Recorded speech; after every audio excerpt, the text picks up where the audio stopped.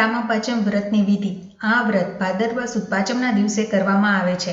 મોટાભાગે સ્ત્રીઓ રજોદર્શન સમયે જાણે અજાણે થતા દોષો નિવારવા માટે આ વ્રત કરે છે. આ વ્રત ઋષિ પંચમી તરીકે પણ ઓળખાય છે. વ્રત કરનારે સવારે વહેલા ઉઠીને અધેડાનું દાતણ કરી શરીર પર માટી ચોળી માથામાં આંબળાની ભૂકી નાખી નહાવું. આ દિવસે સામો ખાવો, ફળાહાર કરવો, અનાજ ખાવું નહીં. સ્નાન કર્યા પછી મહાદેવજીની ભક્તિભાવથી પૂજા કરવી. આ રીતે 5 વર્ષ સુધી આ વ્રત કરવું. ત્યારબાદ તેનું ઉજવણું કરવું.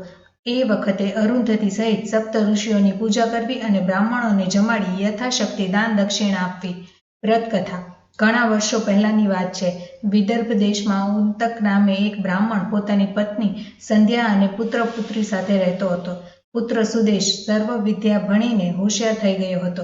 પુત્રી સતમાને પણ પરણાવી દીધી હતી. આથી બ્રાહ્મણ અને તેની પત્ની હવે કોઈ ચિંતા નથી તે રીતે જીવી રહ્યા હતા. પરંતુ 1 વર્ષ થયું હશે ત્યાં તેની પુત્રી સતમા પર દુઃખના ડુંગર તૂટી પડ્યા.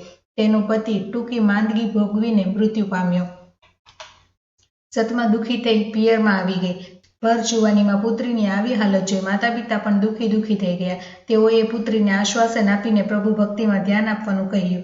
બ્રાહ્મણ અને તેની પત્નીનું મન સંસારમાંથી ઉઠી ગયું. આથી તેઓએ વનમાં જઈ આશ્રમ બાંધી ધર્મપરાયણ જીવન જીવવા લાગ્યા. પુત્ર સુદેશ અને પુત્રી સતમા પણ તેની સાથે જ હતા. ધર્મના કાર્ય કરવા છતાં સતમાનો આખો દિવસ કોઈ વાતે પૂરો થતો ન હતો. આથી તે બપોરના સમયે આશ્રમ પાસે આવેલા એક ઝાડ નીચે ખાટલો પાથરી સૂઈ જતી. એક દિવસ તે સૂતી હતી ત્યાં અચાનક તેના શરીરમાંથી પરુ નીકળવા લાગ્યું અને તેમાં કીડા ખદબદવા લાગ્યા. આ જોઈને સતમા ગભરાઈ ગઈ અને રડતી રડતી માતા પિતા પાસે આવી. પુત્રીને આ રીતે જોઈને માતા ગભરાઈ ગઈ અને તેણે ઘરના બીજા સભ્યોને વાત કરી. બ્રાહ્મણે પુત્રીને આશ્વાસન આપી ગરમ પાણીથી સ્નાન કરવાનું કહ્યું. આથી તેને થોડી રાહત થઈ. પત્નીના આગ્રહથી બ્રાહ્મણે પોતાના ત્રિકાળ જ્ઞાનથી પુત્રીનો ભૂતકાળ જાણી લીધો. આગલા જન્મમાં તે એક બ્રાહ્મણની પત્ની હતી. તે રજસ્વલા ધર્મ પાળતી ન હતી. રજસ્વાલા સ્ત્રીએ આ 4 દિવસ ઘરકામ ન કરવું જોઈએ તથા સ્પર્શથી દૂર રહેવું જોઈએ. પરંતુ આ સતમાએ એ ધર્મ પાળ્યો ન હતો. તેથી આ ભવે તેને આ પાપ નડ્યું છે.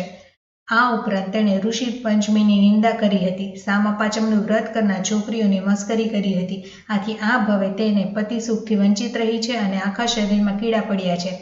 બ્રાહ્મણની આ વાત સાંભળીને તેની પત્ની વિલાપ કરવા લાગી. આથી બ્રાહ્મણે આશ્વાસન આપતા કહ્યું, સતમા તેના પાપનું નિવારણ કરી શકે છે. તે આ વ્રત ભક્તિભાવથી કરીને પોતાના પાપનો નાશ કરી શકે છે. આ સાંભળી બધા ખુશ થયા અને વ્રત કેવી રીતે થાય તે પૂછ્યું.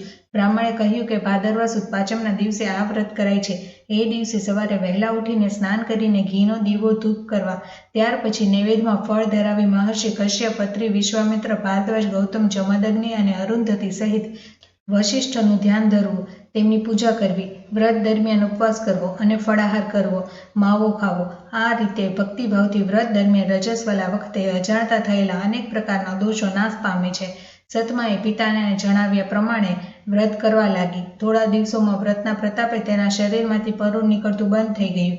તેની કાયા સર્વ દોષથી મુક્ત થઈ ગઈ અને કંચન જેવી થઈ ગઈ.